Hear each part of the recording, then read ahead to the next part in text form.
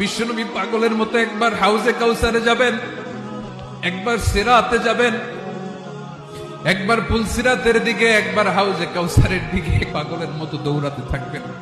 তার কোন গুনাহগার উম্মত যাতে জাহান্নামে ঢুকে না যায়, সেদিন কেউ সুপারিশ করতে পারবে না বিশ্বনবী ছাড়া।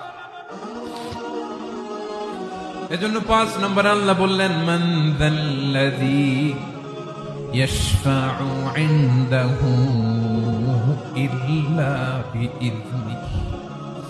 কার সাহস আছে, কার এত বড় বুকের পাটা কিয়ামতের কঠিন দিন আল্লাহর সামনে দাঁড়িয়ে সুপারিশ করবে? কারো ক্ষমতা নেই, কারো ক্ষমতা নাই।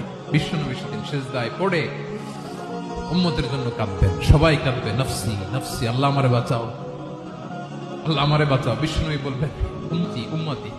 বিশ্বনবী আমার জন্য কাঁদবেন, আপনার জন্য কাঁদবেন, আমাদের জন্য সেদিন কেঁদে কেঁদে জাহান্নামের দরজায় দাঁড়িয়ে আমাদেরকে টেনে টেনে জান্নাতে ঢুকাবেন।